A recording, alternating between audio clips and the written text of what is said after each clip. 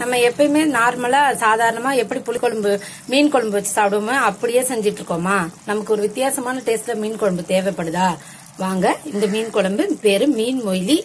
இது நெத்திலி மீன், மத்தி மீன் ரெண்டு இதுல செஞ்சா மட்டும்தான் நல்லா இருக்கும். ஏன்னா நான் இது ரெண்டு இதுல தான் செஞ்சிருக்கேன், வேற இதுல செஞ்சு நான் ட்ரை பண்ணி பார்த்ததில்ல. அதனால நெத்திலி மீன், மத்தி மீன்ல மட்டும்தான் இந்த மீன் மொய்லி நல்லா இருக்கும். இந்த மீன் மொய்லி செய்யறது ரொம்ப ஈஸி.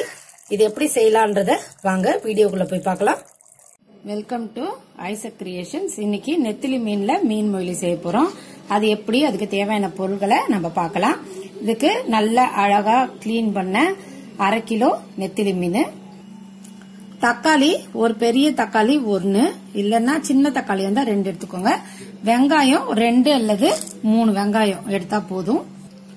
காரத்துக்கு உங்க இஷ்டம். மிளகா பொடி, மஞ்சள் பொடி ஒரு 1/2 ஸ்பூன். எப்பயுமே நம்ம நான்வெஜ் சமைச்சோம் அப்படின்னா மஞ்சள் பொடி கொஞ்சம் எக்ஸ்ட்ரா போடுறது நல்லது, அப்பதான் அந்த ஸ்மெல்லு குறையும் அப்படின்னு சொல்லுவாங்க.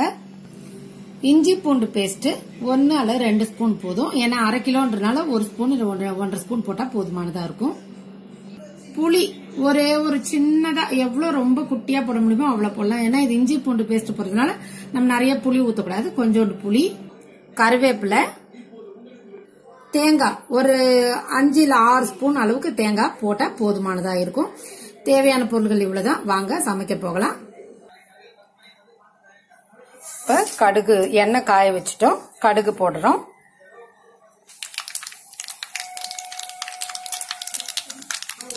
கடுகு நல்லா பொரிஞ்சிருச்சு. எப்பயுமே கருவேப்பிலை நம்ம அப்படியே முழுக்க நறுக்கி போடும்போது ரொம்ப நல்லா இருக்கும். அது மாதிரி நான் ட்ரை பண்ணி பாருங்க. சின்ன சின்னதா கருவேப்பிலை நறுக்கி போட்டீங்கன்னா நல்லா இருக்கும். இப்ப வெங்காயம் போடலாம்.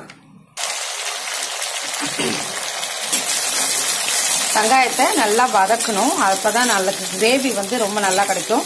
நம்ம அரைக்குறையா வதக்கிட்டோம் அப்படின்னா அரைக்குறையா தான் நல்லா இருக்கும், பிளேவர் கிடைக்கும். அதனால எப்பயுமே நம்ம கிரேவி செய்யணும்னு முடிவு பண்ணிட்டோம் அப்படின்னா நம்ம என்ன பண்ணலாம்னா நல்லா கோல்டன் ப்ரௌன் ஆகிற வரைக்கும் நல்லா வதக்கும் போது தான் நல்லா இருக்கும்.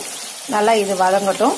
அப்போ உங்களுக்கு கொஞ்சம் சீக்கிரமே வதங்கணும் அப்படின்னு நினைச்சீங்கன்னா கொஞ்சோண்டு உப்பு போட்டு வதக்குனீங்கன்னா கொஞ்சம் சீக்கிரமே வதங்கிடும். பாருங்க, நல்லா வதங்கிருச்சு, ஈரமும் இல்ல. இப்ப நம்ம இஞ்சி பூண்டு பேஸ்ட் போடலாம்.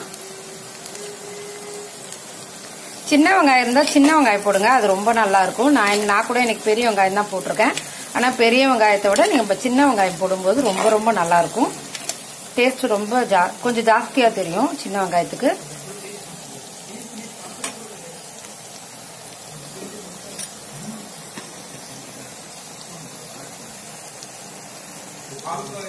இஞ்சி பூண்டு பேஸ்ட் 2 ஸ்பூன் போடுங்க. மோஸ்ட்லி இஞ்சி பூண்டு பேஸ்ட் அரைக்கும் போது நம்ம நிறைய தண்ணி விடக்கூடாது, அது ஞாபகம் வச்சுக்கணும். முடிஞ்ச வரைக்கும் அந்த இஞ்சி பூண்டுல இருக்க அந்த தண்ணியிலேயே வரைக்கணும். லைட்டா தண்ணி தெளிக்கலாமே தவிர தண்ணி விட்டு நம்ம அரைக்க வேண்டிய அவசியம் இல்லை. நல்லா இஞ்சி பூண்டு பேஸ்ட் போட்டு அதை வாசனை போற வரைக்கும் நல்லா வதக்கலாம். எப்பவுமே இஞ்சி பூண்டு பேஸ்ட் போட்ட பிறகுதான் நம்ம தக்காளியை போடணும்.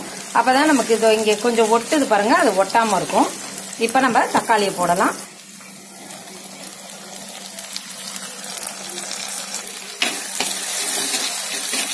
தக்காளி நல்லா கரையிற வரைக்கும் நம்ம கரைய வைக்கலாம். இப்ப இந்த பாத்திரத்தை கொஞ்சம் மூடி விட்டா சீக்கிரம் வதங்கும். இப்ப நம்ம தக்காளி போட்ட பிறகு மூடி வச்சு வேக வச்சோம் அப்படின்னா சீக்கிரம் தக்காளி குழஞ்சிரும். அதனால இப்ப கொஞ்சம் தக்காளியை மூடி வச்சு வேக விடலாம்.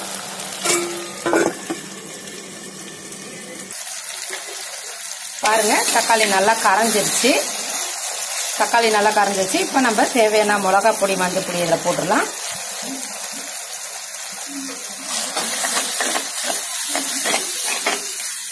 காரம் உங்களுக்கு தேவையான அளவு தான். நல்லா காரம் போட்டீங்கன்னா நல்லா தான் இருக்கும். இது கிளறிட்டோம்னா பச்சை வாசனை போயிடும் 5 நிமிஷத்துல. அது மாதிரி பாத்திரத்துல அடியில ஒட்டுறதும் இருக்காது. அதனால நம்ம கொஞ்சம் கிளறி விட்டோம்னா நல்லா இருக்கும். துளியோண்டு புளி போட்டா போதும். நம்ம புளி எப்பயுமே புளி போட்டு நம்ம புளி குழம்பு மாதிரி வச்சுட்டு மீன் குழம்பு வைப்போம் இல்லையா, அதே மாதிரி இருக்காது இது. ஏன்னா இஞ்சி பூண்டு பேஸ்ட் போட்டிருக்கிறதுனால சும்மா கொஞ்சமா பேருக்குன்னு புளி ஊற்றணும். மீன் குழம்புக்கு புளி ஊற்றணும் இல்லையா, அதுக்காக பேருக்கு கொஞ்சம் புளி. தேங்காய் 5 இல்ல 6 ஸ்பூனுக்கு மேல தேவையில்ல, 2 அவ்வளவுதான் இதுக்கு தேவையான தேங்காய். எப்பயுமே மீன் வந்து கொஞ்சம் தண்ணி விடும் ஈரப்பதத்தோடு. சும்மா ஒரே ஒரு 5-6 ஸ்பூன் அளவுக்கு மட்டும் தண்ணி ஊற்றினா போதும், அது வேகிறதுக்காக. இப்போ மசாலாக்காக தான் இந்த தண்ணி ஊற்றிருக்கோம், அதுக்கு மேலே தண்ணி ஊற்றாதீங்க. இது கொஞ்சம் கிரேவியாக தான் இருக்கும், நம்ம குழம்பு மாதிரியும் இருக்காது, அதனால திக்காவே இருக்கட்டும். இவ்வளோ திக்காக இருந்தால் தான் நம்ம மீன் போட்டோடனே கொஞ்சம் தண்ணி விடும்போது கரெக்டாக இருக்கும். பாருங்க, நம்ம விட்ட எண்ணெய் எல்லாம் வெளியில் வந்துடுச்சு பாருங்க. இந்த சமயத்தில் நம்ம மீனை போட ஆரம்பிக்கலாம். கலரும் ரொம்ப பிரைட்டாக ரொம்ப அழகாக இருக்கும். காரம் வந்து எப்பயுமே உங்களுக்கு தகுந்த மாதிரி தான். அந்த உப்பு போட்டதை பார்த்துட்டு மிச்சம் மீதி எவ்வளோ உப்பு போடணுமோ காரமும் உப்பு உங்கள் டேஸ்ட்டுக்கு தான் போட்டுக்கலாம். இப்போ மீனை போட ஆரம்பிக்கலாம். நல்லா தண்ணிலாம் இல்லாமல் நல்லா வடிச்சு விட்டோம், மீனை மட்டும் போடுற மாதிரி பார்த்துக்கலாம். மீனை எல்லாத்தையும் போட்டுட்டோம். இப்போ ஒரு வாட்டி கிளற, அதுக்கப்புறம் நம்ம கரண்டியை வச்சு கிளறக்கூடாது. திக்கா இருக்கு பார்த்தீங்களா?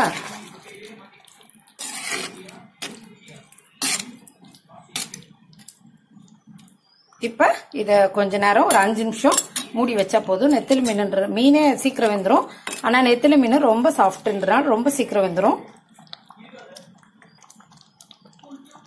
இப்ப கொஞ்சம் மூடிட்டு ஒரு 5 நிமிஷம் வேக விடலாம். பாருங்க, ரெடி ஆயிட்டு இருக்கு. இந்த சமயத்துல நம்ம எப்பயுமே கரண்டி வச்சு எடுக்கக்கூடாது, குலுக்கிதான் எடுக்கணுமே தவிர கரண்டி வச்சு கலர்னா உடஞ்சிரும். பாத்தீங்கன்னா தெரியும், இந்த பாருங்க நல்லா பிரிஞ்சிருக்கு பாத்தீங்களா? அவ்வளவுதான், இது வெந்துருச்சுன்னு அர்த்தம். இன்னும் ஒரு 2 நிமிஷம் இருக்கட்டும், ஆஃப் பண்ணிடலாம். இது பாருங்க நல்லா பிரிஞ்சு வருது. ஒரு 5 நிமிஷம் கொதிக்க வச்சுட்டு நம்ம ஆஃப் பண்ணிடலாம். குழம்பு ரெடி ஆயிடுச்சு. உங்களுக்கு இன்னும் திக்கா வேணும்னா நீங்க வச்சுக்கலாம். நான் ஓரளவு திக்கு வச்சிருக்கேன், ரொம்ப திக்கு வைக்கல, ஓரளவு திக்கு வச்சிருக்கேன். உங்களுக்கு இன்னும் திக்கா வேணும்னா திக்கா வச்சுக்கலாம். ஏன்னா நான் உங்ககிட்ட முன்னாடி சொன்னேன் இல்லையா, தண்ணி விட வேண்டாம், தண்ணி விட்டீங்கன்னா உங்களுக்கு குழம்பு தண்ணி ஆக ஆரம்பிக்கும்னு. சும்மா ரவோண்டு ஊத்துனதுக்கு தான் இப்படி இருக்கு. இன்னும் திக்கா வேணும், ரொம்ப கிரேவி ரொம்ப திக்கா வேணும்னா நீங்க கிரேவி இன்னும் திக்கா கூட வச்சுக்கலாம். இப்ப நல்லா வெந்துருச்சு, உங்களுக்கு பாத்தீங்கன்னா தெரியும். மண் பாத்திரம்ன்றனால பாத்திரமும் மாற்ற வேண்டிய அவசியம் இல்ல, இதுலயே சாப்பிட தீர வரைக்கும் இதுலயே இருக்கலாம். இந்த வீடியோ பிடிச்சிருந்தா லைக் பண்ணுங்க, ஷேர் பண்ணுங்க, சப்ஸ்கிரைப் பண்ணுங்க. நன்றி, வணக்கம்.